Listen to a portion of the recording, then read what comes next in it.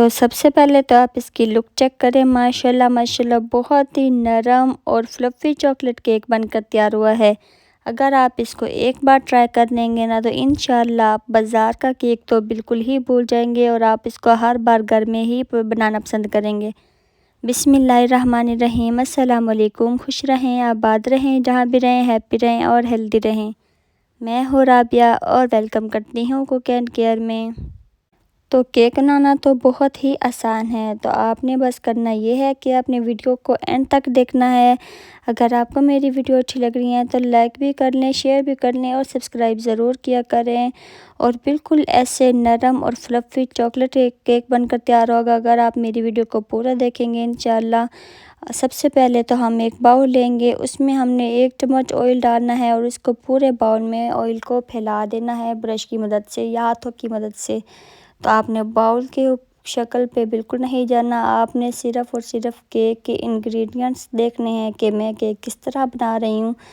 तो ये बहुत ही आसान केक बनता है, बहुत ही इजी तरीका और बहुत ही ख़ास टिप्स है जो मैं आपसे शेयर करने वाली हूँ। तो 1 चम्मच मैंने मैदा ले लिया है, ये मैंने पूरे बाउल में इस तरह फैला लेना है और इसके बाद इसको हम रख देंगे कुकर प्रेशर में इसको गर्म होने के लिए। उसके बाद हम आपको बताएंगे कि जो इसमें इंग्रेडिएंट्स यूज़ होंगे वो कौन कौन से हैं। तो गैस हमने ऑन कर देनी है, मीडियम आंच करनी है इसकी। इसको हम कवर करके रख देंगे।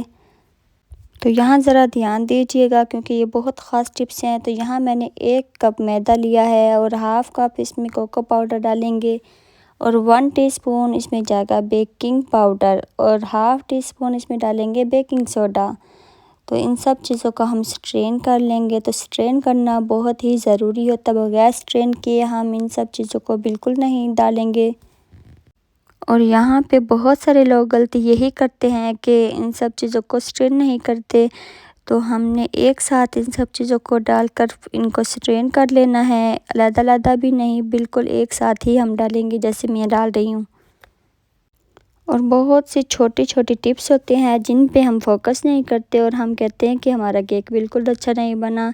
और ये आपके सारे स्टेप्स बहुत अच्छे तरीके से ध्यान से देखना होता है ताकि आपका जो केक है वो बहुत अच्छे से बने और फ्लफ़ी बने और सॉफ्ट भी बने, बिल्कुल बाज़ार के जैसा। और अगर आप पहली बार ट्राई कर रहे हैं ना तो इंशाल्लाह आप सेम स्टेप्स आप इस तरीके से यूज़ करेंगे जैसे मैं कर रही हूँ ना तो इंशाल्लाह बिल्कुल परफेक्ट केक बनेगा और बाज़ार के जैसा ही केक बनेगा और आपको बाज़ार से केक लेने की बिल्कुल ही ज़रूरत नहीं पड़ेगी इंशाल्लाह। तो आपने ये ज़रूर ट्राई करना है। तो यहाँ पे मैंने 4 एग लिए हैं और 1 कप ऑयल लिया है और 1 कप मैंने लिया है शुगर। और एक और गलती बहुत सारे लोग करते हैं कि एग, चीनी और ऑयल इन सब चीज़ों को एक साथ डालकर ही बीट करते हैं। तो ये गलती हमने बिल्कुल नहीं करनी। हमने एग को पहले थोड़ा सा बीट कर लेना है और उसके बाद हमने इसमें थोड़ी करके इसमें चीनी ऐड करेंगे।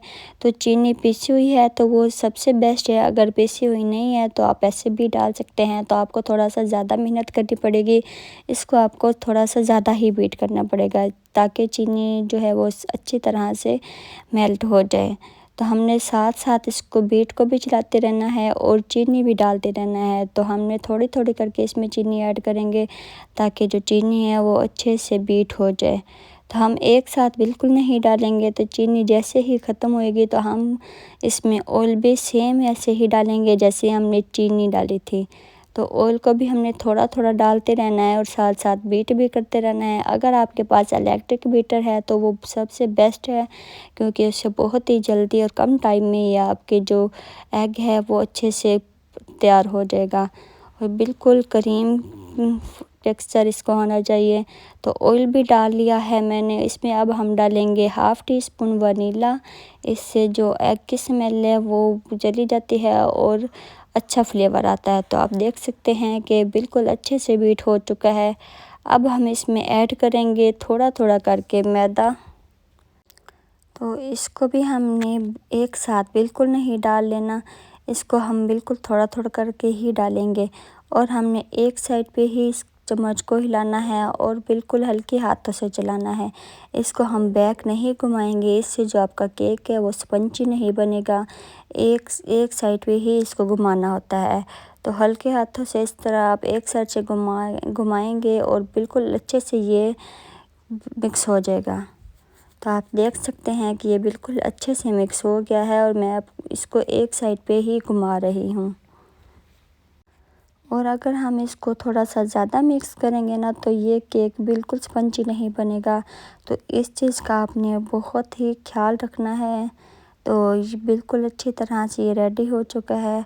तो अब हम इसको बाउल में डाल देंगे। तो ये डस्ट मैंने मैदे वाला इसलिए किया था, इससे जो केक है वो नीचे बिल्कुल नहीं लगेगा और जब ये बन जाएगा ना तो ये आराम से बाउल से बाहर निकल आएगा।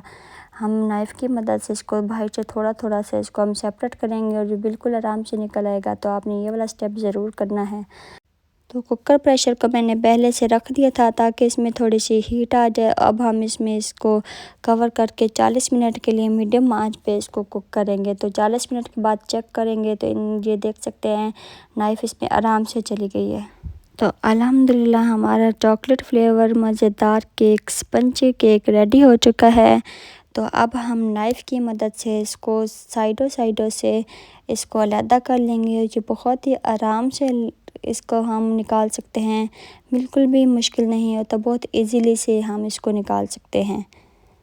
तो अब मैं आपको कट करके दिखाऊंगी। तो देख सकते हैं बिल्कुल आराम से इसके अंदर नाइफ़ चली गई है और ये बहुत ही स्पंजी और बहुत ही मज़ेदार बनकर तैयार होगा। तो आपने ये ज़रूर ट्राई करना है और आपने कमेंट में बताना है कि आपका केक कैसा बना है। अगर आपको मेरी ये प्यारी सी वीडियो पसंद आई है तो लाइक करें, शेयर करें और सब्सक्राइब ज़रूर किया करें और अपना बहुत सारा ख्याल रखें। राबिया को भी दुआ में याद रखिएगा। मुझे दीजिए इजाज़त, मिलते हैं नेक्स्ट वीडियो में मज़ेदार रेसिपी के साथ। अल्लाह हाफिज़।